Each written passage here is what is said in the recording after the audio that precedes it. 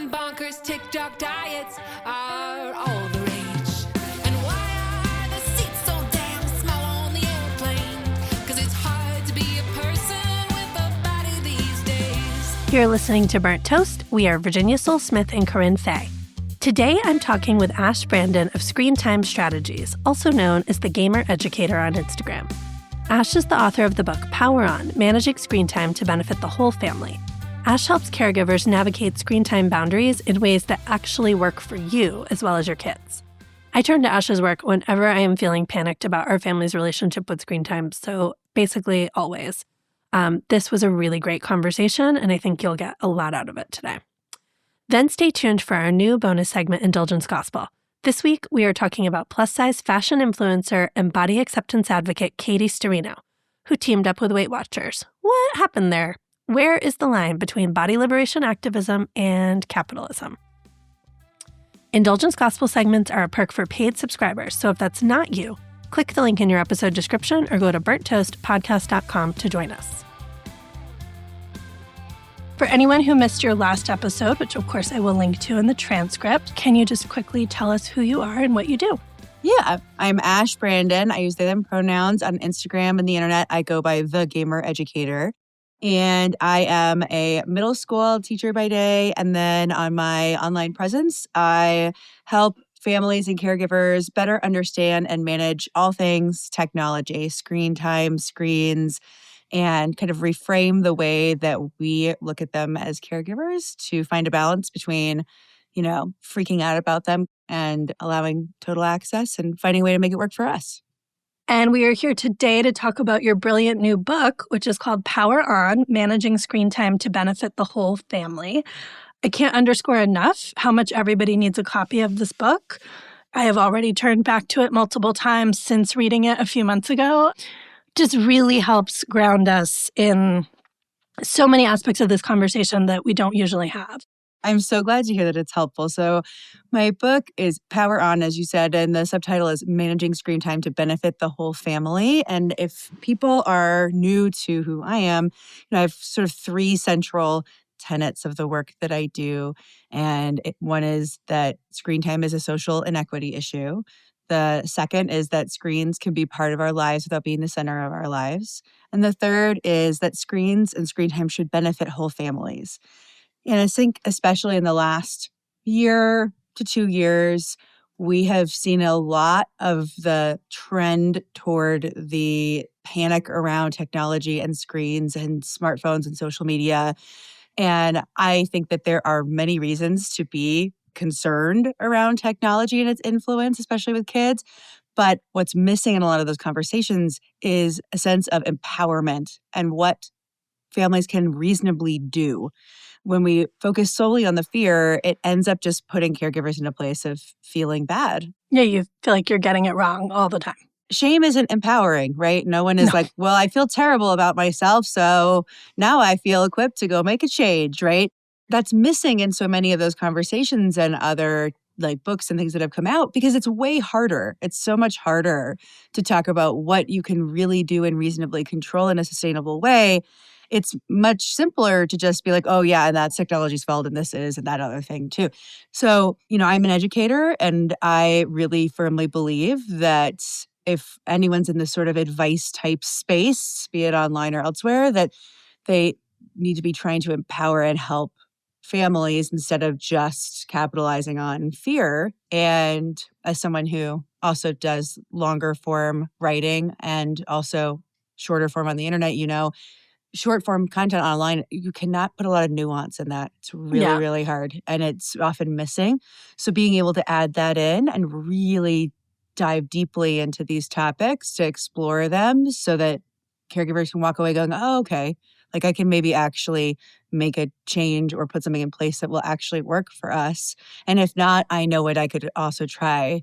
That really appealed to me, just trying to help more people and reach them where they're at.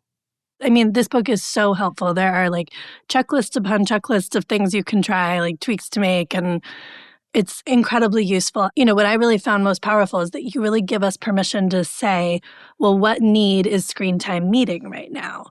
And that is not what we usually get to do. And particularly you say like, this includes caregivers' needs, like not just what need is this meeting for the kid, but what need is this meeting for me?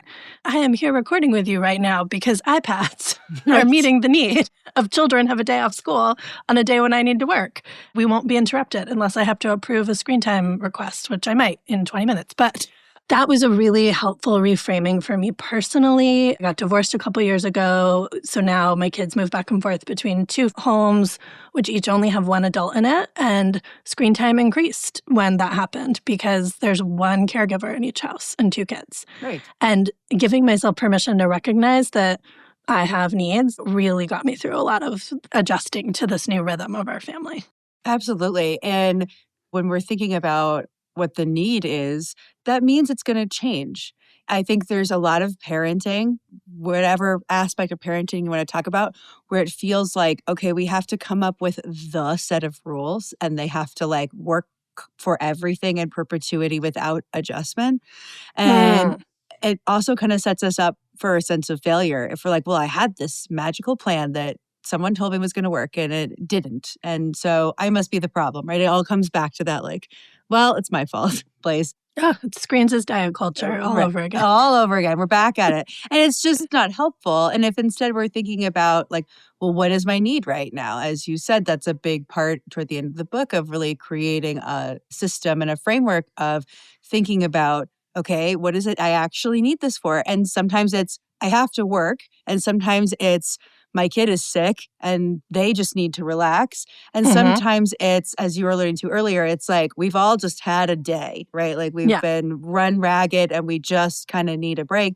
And that need is going to dictate very different things, right? If my kid is laid up on the couch and throwing up, then what screen time is going to be doing for them is very different than if I'm trying to work and I want them to be like reasonably, engaged in content and trying to maybe learn something.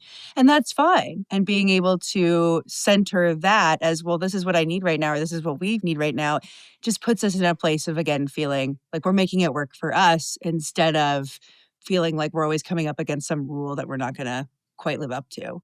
And I'd love to talk about the inequity piece a little more too, because as I said, going from a two-parent household to a one-parent household, still a highly privileged environment. But just that small shift, I was like, oh, wait a second. I think all the screen time guidance is just for like typical American nuclear families with ideally a stay-at-home parent. So can you talk about why so much of the standard guidance doesn't apply to most of our families? Oh, yes. I think that's such a good point, too, because it's not even just a stay-at-home parent. It's like kind of assuming that there is always at least one caregiver who is fully able to be present. Oh, so now, quote unquote, mom, default parent is making dinner and dad is relaxing after work and is monitoring what the kids are doing, right? And it's one of those times where I'm like, have you met a family? Like, people are in 7 different places at once. Like, it's just not that simple. It's not that simple, right? It's like, have you spent 5 minutes in a typical household in the last 10 years? This is not how it's going, right? So the beginning of the book is really helping people kind of unlearn and relearn what we may have heard around screens, including what research really does or doesn't say around screens, and this idea of the social piece, the social inequity piece. Because especially since the onset of COVID, screens really are filling in systemic gaps for the vast majority of families. I'm a family with 2 caregivers in the home and we both work, but we're both very present caregivers. So we're definitely among, kind of a rarity of that we're very privileged. We're both around a lot of the time. And we still are using screens to meet some of those gaps. So whether it's, we don't really have a backyard, for example, or people are in a neighborhood where they can't send their kids outside, or they don't have a park or a playground, they don't have kids in the neighborhood, or it's not a safe climate, or you live in an apartment and you can't have your neighbors complain for the 5th time that your kids are stomping around and being loud, whatever it is, a lack of daycare, affordable aftercare, those are all gaps. They all have to be filled. And we used to have different ways of filling those gaps, and they've kind of slowly become less accessible or less available. And so something has to fill them. And so what ends up often filling them is screens. And I'm not saying that that's necessarily a good thing. Like, I'd rather live in a world in which everyone is having their needs met accessibly and equitably. But, that's a much harder conversation and is one that we don't have very much say in. We participate in that and we might vote for certain people, but that's about all we can really do reasonably. So in the meantime, we have to fill that in with something. And so screens are often going to fill that in. And especially if you look at caregivers who, have less privilege, who are maybe single caregivers, caregivers of color, people living in poverty, all of those aspects of scarcity in terms of their capacity, like the bandwidth and their capacity as a caregiver is less and spread thinner. And all of that takes away from a caregiver's ability to be present. And that's something that comes up in the book is there's some really interesting studies that were done in that area around just the way that having less capacity affects you as a caregiver. And when I saw that, I thought, well, of course people are turning to screens because they have nothing else to give from. And when we think of it that way, it's hard to see that as some sort of personal failure, right? When we see it instead as, oh, this is out of necessity, then again, it puts it in a place of how do I make it work for me as opposed to I'm bad for using it. Right. How do I use screen time to meet these needs and to hopefully build up my capacity so that I can be more present with my kids? I think people think if you're using a lot of screens, you're really never present. That's stereotype of the parent on the playground staring at their phone instead of watching the kid play. When it's well, the reason we're at the playground is so the kid can play. And I can maybe answer some work emails. 100%. It doesn't mean I'm not present at other points of the day.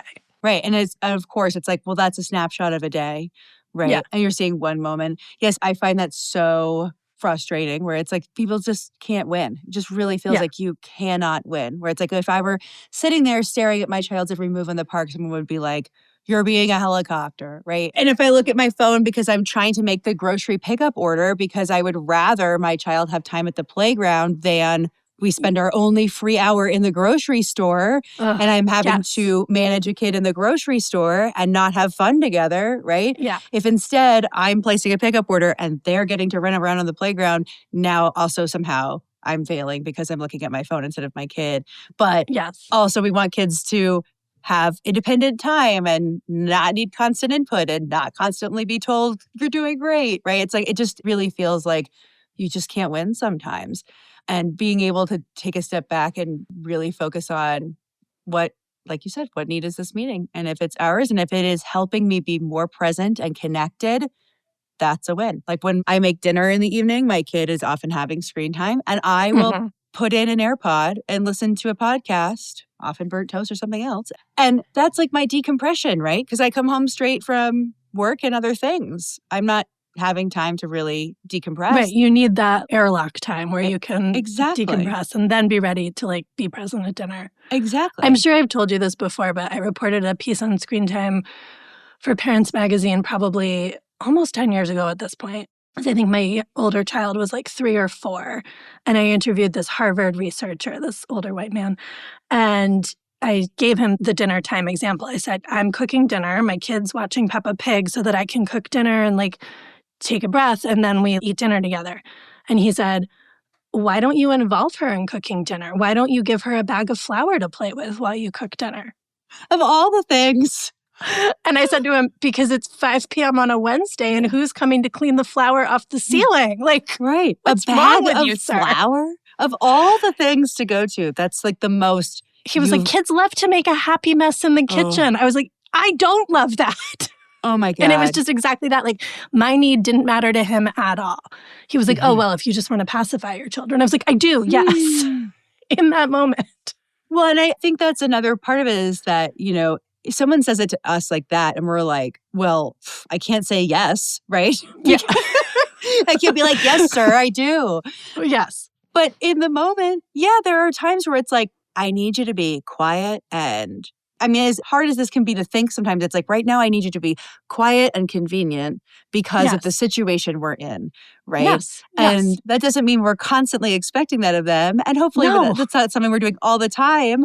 But if the need is, oh my God, we're all melting down. And if we don't eat in the next 15 minutes, we're going to have a 2-hour, DEFCON 1 like emergency on our hands, then I'm going to throw Peppa Pig on so that we can all become better regulated humans in the next 15 minutes and not have a hangry meltdown. That sounds like a much better alternative to me. Than flour all over my kitchen on a Wednesday. Right. I mean, I'll never not be mad about it. It's truly the worst parenting advice I've ever received. So I think just giving us all more space as caregivers to be able to articulate our own needs, articulate what we need to be present, makes a ton of sense. And really, as you're saying, it's like what we can do in the face of this larger like gaps in the care system that leave us holding so much. That said, I think there are some like nitty-gritty aspects of this that we all struggle with. So I want to talk about some of the nuts and bolts pieces. One of my biggest struggles is still the question of how much time is too much time. And this is where your book really helped me because you argue that time really isn't the measure we should be using. As you're saying, that need is going to vary day to day. And all the guidance that's been telling us like 30 minutes at this age, an hour at this age, all of that is not particularly germane to our lives. So can you explain both why time is less what we should fixate on and then like how do I release myself? How do you release yourself? How do I divest from the screen time diet culture? That's my question. Oh, man. I wish I had a magic bullet for that one. We'll see what I can do. When I was writing it and thinking about it and making content about it, I kept thinking about you because one of the things that comes up around the original kind of time guidelines that everyone speaks back to, they're from the AAP, and they have not actually been used in about 10 years, but people still bring them up all the time, this sort of like no time under 2 and like up to an hour up to age 5 and 1 to 2 hours, 5 to 12.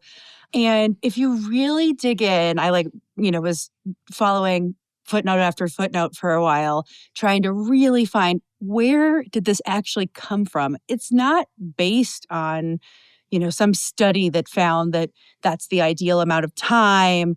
It really came from a desire to find this sort of middle ground of time spent being physically idle.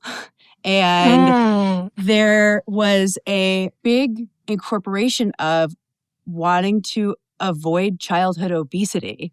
Of course. Yeah. It all comes back, right? I should have guessed it. And so in their original recommendations, the AAP note that partially this is to, encourage a balance with physical movement, which of course assumes that if you are not sitting watching TV or using an iPad, that you will be playing volleyball or something. You will automatically be outside. Right, exactly. Running around. Of course, because those are the only options, right? It also assumes that all screen time is not physical, which is also not. A lot of kids are very physical when they're watching screens. Exactly. And it, of course, immediately also imposes a morality of one of these things is better. Moving your body is always better than a screen, which is not always going to be true, right? All these things have nuance in them. But I thought that was so interesting and it shouldn't have surprised me. And yet somehow it still did when I saw that and went, oh, of course these are related. And of course it is good to find movement that is helpful for you and to give your kids an enjoyment of being outside or moving their bodies or playing a sport. Like that is a good thing. And putting that in opposition to something else they may enjoy, like a screen, really quickly goes to that diet culture piece of like, well, how many minutes have you been doing that? Because now we have to offset it with however many minutes you should be, right, running laps or whatever. So those original recommendations are coming from a place of already trying to kind of mitigate the sort of negatives of sitting and doing something sort of passively leisurely. And in the last 10 years, they've moved away from that, and they now recommend what's called making a family media plan, which actually I think is way better because it is much more prioritizing like what are you using this for? And can you be doing it together? And what can you do, afterward? It's much more reasonable, I think, but many people still go back to those original recommendations because, like you said, it's a number. It's simple. It's just tell me we love to grab onto a number and grade ourselves. Right. Just tell me how much time so that I can tell myself I'm doing a good job. Right. But, time is just one piece of information, and it can be so specific with, what am I using that time to do? If I'm sitting on my computer and doing work for an hour and a half, technically that is screen time, but it is going to affect me a lot differently than if I'm watching Netflix or scrolling my phone for an hour and a half. I will feel very different after those things. And I think it's really important to be aware of that and to make our kids aware of that from an early age so that they are thinking about more than just, it's been X amount of minutes and therefore this is okay or not okay, because all brains and all screens are different. And so one kid can watch, 20 minutes of, I don't know, Paw Patrol, and they're going to be bouncing off the walls because for whatever reason, that's just a show that's really stimulating for them. And somebody else can sit and watch, an hour and a half of something and they'll be completely fine. And so if you have a kid that is the first kid and after 20 minutes, you're like, oh my God, it's not even half an hour. This is supposed to be an okay amount. This is how they're acting. We're right back to that something's wrong, I'm wrong, they're bad place. As opposed to, what is this telling me? What's something we could do differently? Could we try a different show? Could we try maybe having some physical movement before or after, see if that makes a difference? Just puts us more in a place of being curious to figure out, again, how do I make this work for me? What is my need? How do I make it work for us? And not to rattle on too long, but I saw one thing that I think you found interesting was a particular study, or there are a couple of them, that was done with a very large number of teens and tweens. One was in the UK, one was in the US. And these were studies involving 50,000 kids or 100,000 kids. And they were really trying to find what they call the Goldilocks amount of time. Yes, this was fascinating. So it's the amount of time where, benefit starts to wane, right? We are in that just right amount. And before that might still be okay. But after that, we're going to start seeing some negative impacts, particularly when it comes to behavior, for example. And what they found, I can't remember all the specific numbers, but what they found in general was that the Goldilocks number tended to be around, I think it was an hour and 40 minutes a day, something around an hour and a half a day. But if you looked at certain types of screens, for computers or TV, it was much higher than that. It was closer to 3 hours a day before you started seeing some negative impacts. And even for things like smartphones, it was over an hour a day. And what I found so interesting is that they looked at both statistical significance, but also what they called minimally important difference, which was when you would actually notice it subjectively as a caregiver. So instead of just seeing statistical significance, it was okay, how much would a kid have to be on a screen for their adult at home to actually notice this is having a impact on you regularly? And they found that amount was, I think it was over 4.5 hours a day on screens. Yeah. Before caregivers were okay, this is too much. Right. And the fact that the statistically significant findings for the minutia of what the researcher is looking at is so different from what you as a caregiver are going to actually be thrown by. That was really mind-blowing to me. Right. And that doesn't mean, it doesn't mean that statistical significance isn't important necessarily, but, it is statistical significance, right? We're talking about real minutia, and that doesn't always mean that you will notice any difference in your actual life. And of course, some people are going to hear this and go, but I don't want my kid on a screen for 4.5 hours. Sure, that's completely reasonable. And if your kid is having a hard time after an hour, still reasonable, still important. And that's why we can think less about how many minutes has it been exactly and more, what am I noticing? Because if I'm coming back to the need and you're okay, I have a meeting and I need an hour, right? If you know, I cannot have them use their iPad for an hour because they tend to become a dysregulated mess in 25 minutes, that's much more useful information than, well, it says they're allowed to have an hour of screen time per day, so this should be fine because it's an hour. Right. It sets you up for more success. And if you know your kid can handle the hour fine and can in fact handle more fine, it doesn't mean that, well, you had an hour of screen time while I was in a meeting, so now we can't watch a show together later to relax together. Like, exactly. You don't have to take away and being that granular with the math of the screens. You can be like, yeah, we needed an extra hour for this meeting and we'll still be able to watch our show later. Because that's what I notice with my kids is if I start to try to like take away from some other screen time, then it's like, oh God, wait, but that's the routine I'm used to. You can't change it. And that's fair. Yes, absolutely. And I would feel that way too, right? If someone were giving me something extra because it was a convenience to them, but then later was like, oh, well, I have to take that from somewhere, but didn't tell me that. I would be like, excuse me. Yeah, that's weird. That's not how that works, right? Yeah. This was a favor to you, right? Yeah, exactly. Yeah. I didn't interrupt your meeting. You're welcome, Mom. Where the time anxiety does tend to kick in, though, is that so often it's hard for kids to transition off screens. And so then parents think, well, it was too much time or the screen is bad. And again, this is one of the very powerful reframings of your work. So walk us through why just because a kid is having a hard time getting off screens doesn't mean it was too much and it doesn't mean that screens are evil. So an example I use many times that you can, tweak to be whatever thing would come up for your kid is you think about, I think especially when kids are in that sort of toddler 3-4 age. My kid was 3 and 4 during COVID, so it was like a particularly heightened time to have a 3 or 4-year-old. Yeah, sure was. Yeah. Looking back, I'm like, wow, that was hard. Stack the deck on that one. My younger one was 2, so yeah, 2 and 3. Yeah. Not easy either. So everyone can think back to whatever the sort of like go-to difficulty thing was. Like for us, we had a period of time where like transitioning to and from like the bathtub was very hard. Getting into it was hard, but then getting out of it was hard. Yep. Mm-hmm. They don't ever want to get in and then they never want to leave. Never want to get out, right? So that was really tough for like probably months off and on. Some days would be fine, some days would not be fine. And if I were to, in those moments when my kid was really struggling to get out of the bathtub, right?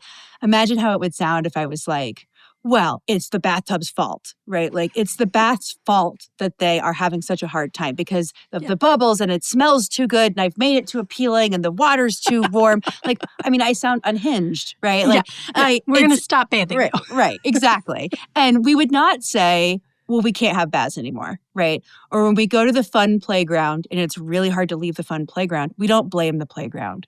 Right. When we're in the grocery store and they don't want to leave wherever we are, we don't blame the grocery store. And we also don't stop taking them to the grocery store. We don't stop going to playgrounds. We don't stop having baths. Instead, we make different decisions, right? We try different things. We start a timer, we have a different transition, we talk about it beforehand, we strategize, we try things. Mm-hmm. We give hey, we're leaving in a few minutes so they're not caught off guard. And exactly. Exactly. We talk about it, hey, last time it was really hard to leave here. We kind of let them know ahead of time, or we race them to the car. We find some way to make it more fun, to make the transition easier, right? We get creative because we know that, hey, they're going to have to leave the grocery store. They're going to have to take baths in a reasonable amount of time as they grow up into their lives. We recognize the skill that's happening underneath it. And I think with screens, we don't always see those underlying skills because we see it as this sort of superfluous thing, right? Mm-hmm. It's not needed. It's not necessary. Well, neither is going to a playground technically, right? Right. A lot of what we do is not technically required, but the skill underneath that is still there. And so when they are struggling with something like ending screen time, is it really the screen or is it's hard to stop doing something fun, right? It's hard to stop in the middle of something. It's hard to stop if you have been playing for 20 minutes and you've lost every single race and you don't want to stop when you've just felt like you've lost over and over again, right? You want one more shot to win. You want one more shot, right? If I were, at the gym and I had thought I would be lifting 25-pound weights and instead I've only been able to do 20, I would be annoyed if I couldn't try to do one more set before I had to leave, right?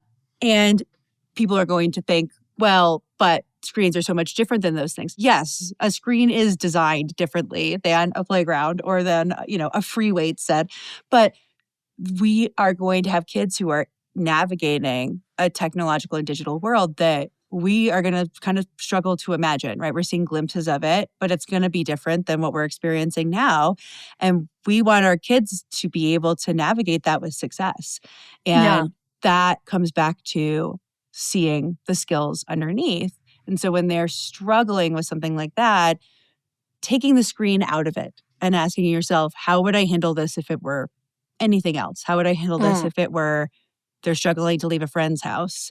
Yes, right? ending play dates is Exactly. always, What would I do? I probably wouldn't blame the friend, and I wouldn't blame their house, and I wouldn't blame their toys. We're never seeing that child Right. again. We can't come back to their house ever again, right? I would validate and I would tell them it's hard, and I would still tell them we're ending, and we would talk about strategies to make it easier next time, and we would get curious and try something.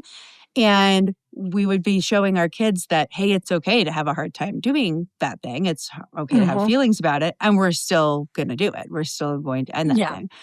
A big part of the middle of the book is what I call the ABCs of screen time, which is really that most of the time, the things that we are struggling with when it comes to screens actually boil down to one of three things, these ABCs.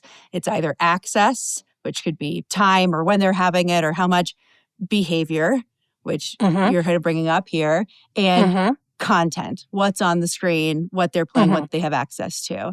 And so sometimes we might think that the problem we're seeing in front of us is a behavior problem, right? I told them to put the screen away. They're not putting the screen away. That's a behavior problem.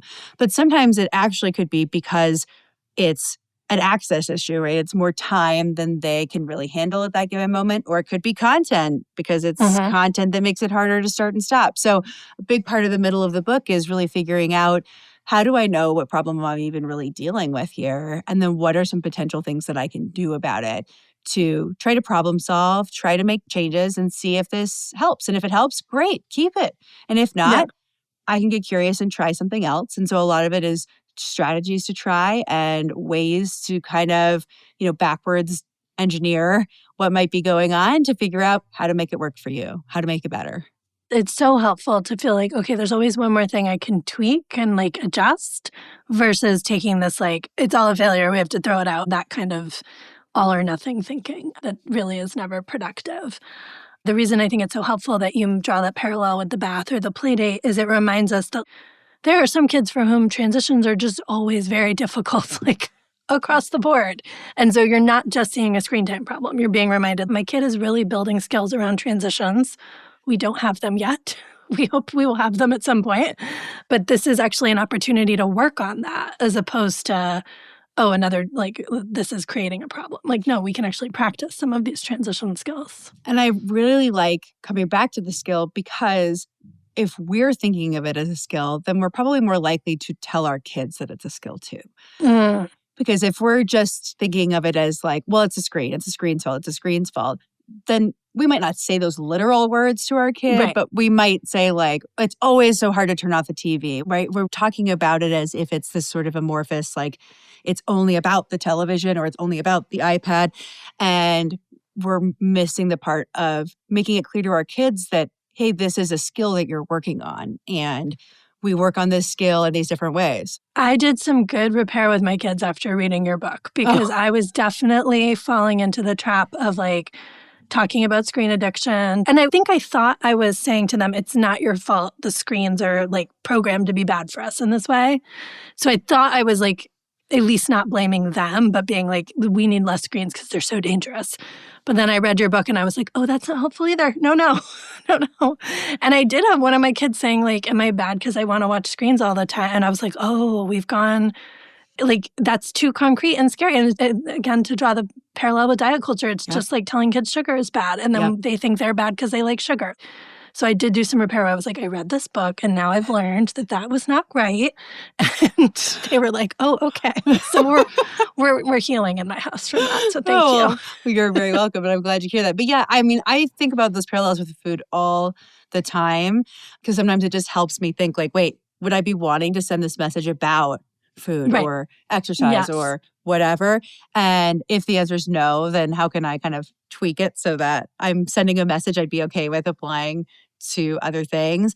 And Yeah. I like being able to make those parallels with my kid and say like, hey, remember how we talked about like in my household right now, we're practicing flexibility. Flexibility is a skill that we're working on in so many parts of our lives. And when I say we, I do mean we, me, Yeah.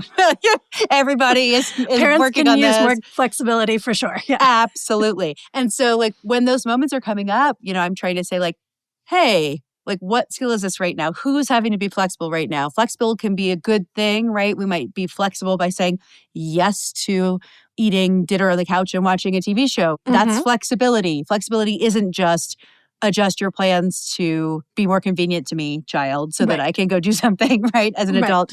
And coming back to those skills so they can see, oh, okay, this isn't actually just about screens. This applies to every part of my life or these different parts of my life. And if I'm working on it here, oh, wow, it feels easier over there. And so they can see that this applies throughout their life and kind of feel more of that buy-in of like, oh, I'm getting better at that, or that was easier, or that was harder. Yes. We want them to see that across the board. Oh my God, absolutely. Let's talk about screens and neurodivergency a little bit. So I have two kids. One is neurodivergent, and I can both see how screens are wonderful for them. At the end of a school day, when they come home and they're really depleted, like screen time is the thing they need to like just rest and, kind of regulate. And they love the world building games, which gives them this whole world to control and explore. And there's like so much there that's wonderful. And they definitely struggle more than their sibling with this transition piece, with getting off it. One kid will naturally put down the iPad at some point and go outside for a bit, and the other kid will not. And it kind of creates more anxiety for parents. And when we see like this kid both needs the screen in ways that maybe we're not totally comfortable with, but need to get comfortable with, and then struggles with the transition piece. So how do you think about this question differently with neurodivergence? Or is it really the same thing? You're just having to drill in differently. I think it is ultimately the same thing that we're having to think about, but it certainly is going to feel more heightened. And I think especially for certain aspects of neurodivergence, especially, I think it feels really heightened because some of the ways that they might be discussed, particularly online, when it comes to how they relate to technology. I think about like ADHD. So we'll see that a lot, where I'll see many things online about like, oh, kids with ADHD should never be on a screen. They should never be on a device because they're so dopamine seeking. And I have to just say that I find that to be such an ableist framing. It really grinds my gears, so to speak. Like it just really gets under my skin because really, especially talking about something like ADHD, we're talking about a dopamine deficient brain. And I don't think that we would be having that same conversation about like someone needing insulin. Right? Yeah, like we wouldn't be saying like, oh yeah, nope, they can't take that insulin. They're just seeking that. They're just craving that insulin. They need to stay alive. To stay alive, right? But, a kid seeking a thing that they are somehow deficient in, that's not like some sort of like defiant behavior, right? No, it's a pretty adaptive strategy. Absolutely it is. And I think, again, if we're coming back to the sort of skill building and the idea that we want our kids to thrive in their future world, we want them to also know that nobody's brain is good or bad, right? There's not a good brain or a bad brain. All brains are going to have things that are easier or harder, and it's about learning the brain that you're in and what works or doesn't work for the brain that you're in. And all brains are different, right? Neurotypical brains and neurodivergent brains within those categories are obviously going to be vastly different. What works for one won't work for another. And being able to figure out what works for them instead of just, oh, well, because you have this kind of brain, you shouldn't ever do this thing.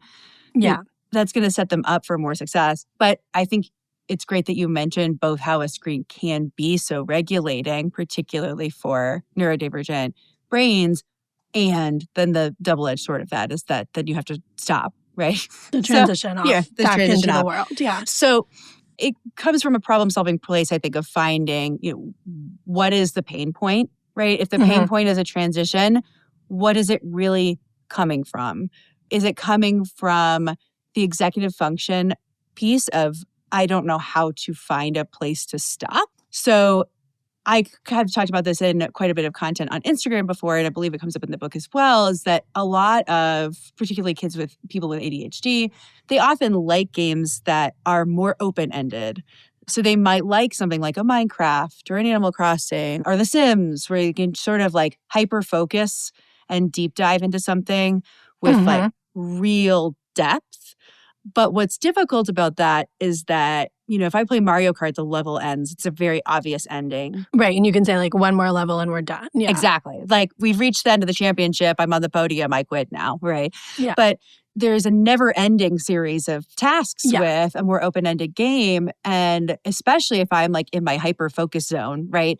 I can just be thinking like, well, then I can do this and this and this and this and this, right? And I'm adding on to my list. And the last thing I want to do in that moment is get pulled out of it when I'm really feeling like I'm in the zone. So if that's the kind of transition that's difficult, that is less about games and more about how do I stop in the middle of a project? Because that's essentially what that is. And that Great point. would apply if I'm at school and I'm in the middle of an essay and we're finishing it up tomorrow. Or I'm, trying to decorate a cake and we're trying to walk out the door and I have to stop what I'm doing and come back later. So one of the tricks that I have found really helpful is to basically ask the question of like, how will you know when you're done? Or like, how will you know you're at a stopping point? What would a stopping point be today? And getting them to sort of even visualize it or say it out loud so that they can think about, oh, here's how I basically break down a giant task into smaller pieces, because that's essentially what that is. That's a great tip to ask, when will you be done? Or how will you know when you're done? Or sometimes with my kiddo, if it's like we have X minutes, like we have 5 minutes, it's like, okay, you have 5 minutes. What is the last thing you're going to do today? Because then it's concrete in terms of like, I'm not asking the last thing and it will take you half an hour, right? We have 5 minutes. What's the last thing you're wrapping up? What are you going to do? And then if it's someone who's like very focused in this world and they're very into that world, if that is the last thing that they're doing and we've said like, hey, wrap up, you got 5-10 minutes, right? Then that can also be our transition out of it, is that then they're turning it off and the very first thing we're saying to them is, so what was that last thing you were doing? Oh, that's nice. Then they're telling it to us. And then we can get curious. We can ask questions. We can get a little into their world to help them transition out of their world. And that doesn't mean that we have to understand what they're telling us, frankly. It doesn't mean we have to like know all the nuance, but showing that interest, I think is also really, really important, because then we are showing them, it's not us versus the screen. We're not opposing the screen like it's the enemy or something. And we're showing them, hey, I can tell you're interested in this. So I'm interested in it because you are. Like, I care about you. So I want to know more. And they can invite you into their world, which with neurodivergent kids, we're asking them to be part of the larger world all the time. And how nice that we can meet them where they are a little more. Absolutely. The other thing I would say is that something I think people don't always realize, especially if they don't play games as much or if they are not neurodivergent and playing games, is they might miss that video games actually are extremely well accommodated worlds in terms of accommodating neurodivergence. So thinking about something like ADHD, to go back to that example, it's like, okay, some really common, classroom accommodations for ADHD, from the educator perspective, the accommodations I see a lot are like frequent check-ins, having a checklist, breaking down a large task into smaller chunks, objectives, having a visual organizer. Well, I think about a video game and it's like, okay, if I want to know what I have available to me, I can press the pause menu and see my inventory at any time. If I want to know what I should be doing because I have forgotten, I can look at a menu and see like, what's my objective right now? Or I can bring up the map and it will show me where I'm supposed to be going. If I start to like deviate from what I'm supposed to be doing, the game will often be like, hey, don't forget, you're supposed to be going over there, right? It'll get me back on task. If I'm trying to do something like, make a potion that has 8 ingredients, it'll list them all out for me and it will check them off as I go so I can visually see how I'm achieving this task. It does a lot of that accommodation for me. Yes. And those accommodations are not as common in the real world, Totally not. or Yeah. at least not as easily achieved. And so a lot of neurodivergent kids will sort of succeed easily in these game worlds. And we might think it's just, because it's addicting or the algorithm, or it's just because they love it. But there's often these structural design differences that actually make it more accessible, like from an accessibility perspective. And if we notice, wow, they have no problem knowing what to do when they're playing Zelda because they can just keep checking their objective list all the time or whatever, that's great information. Right. Then how can we do that? Exactly. And then we can go to them and say, hey, I noticed you seem to check your inventory a lot when you're playing that game. How do we make it so that when you look in your closet, you can just as easily see what shirts you own, right? Whatever the thing may be. So that we're showing them, hey, bring that into the rest of your world. That works for you here. Let's make it work for you elsewhere. Instead of thinking of it as a reason they're obsessed with screens and now we resent the screens for that, bring that in so that it can benefit the rest of their lives. I mean, as always, I'm now like, okay, that just reframes something very important for me. You just have such a helpful way of helping us divest from the guilt and the shame and actually look at this in a positive way and an empowering way for us and our kids. And I'm just so grateful for it. It really is a game changer for me. Oh, thank you so much. I'm so glad to hear that it was helpful and empowering for you. And I just hope that it can be that for others as well. So Ash, do you have some butter for us today? So one of my butters is my family and I have been lucky enough to spend quite a lot of time in Japan. And one of the wonderful things about Japan is they have a very huge bike culture. I think people think of like the Netherlands or something as Bike Central, but Japan kind of rivals them. And they have a particular kind of bike that you cannot get in the United States that is what's called a mamachari, which is like a portmanteau of like mom and chariot. And it's sort of like a cargo bike, but they are constructed a little differently and have some features that I love. And so when I've been in Japan, we are on those bikes. I'm always like, I love this kind of bike. I want this kind of bike for me forever. And my recent butter has been trying to find something like that I can have in my day-to-day life. And I found something recently and got a lovely step-through bike on Facebook Marketplace. And that's so cool. Oh, how exciting to find it on Marketplace too. Oh, yes. Having a bike that like I actually enjoy riding. I had like my old bike from being like a teenager and it just was not functional. And I was like, this is not fun. And now having one that I enjoy, I'm like, oh, yes, I feel like a kid again. It's lovely. That's so cool. That's a great butter. My butter is something both my kids and my pets and I are all really enjoying. Ooh. I'm going to drop a link in the chat for you. It is called a floof. Ooh. And it is basically a human-sized dog bed that I found on Etsy. It's like lined with fake fur. Oh my God. I'm looking at it right now.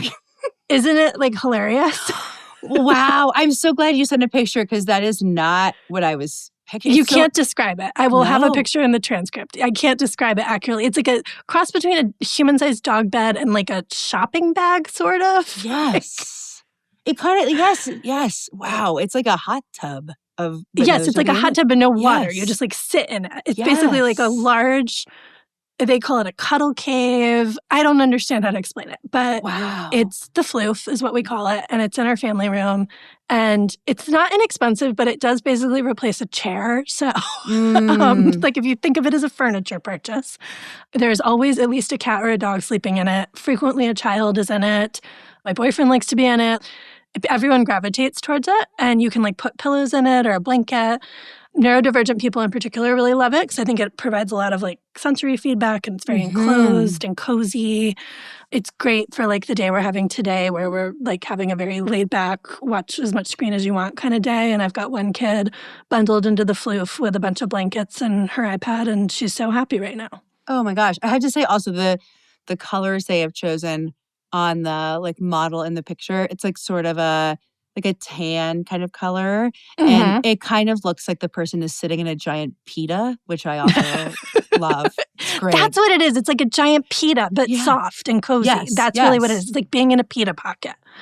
And I'm sure there's like less expensive versions. Like this was like $300 something. So it is an investment, but they're handmade by some delightful person in the Netherlands.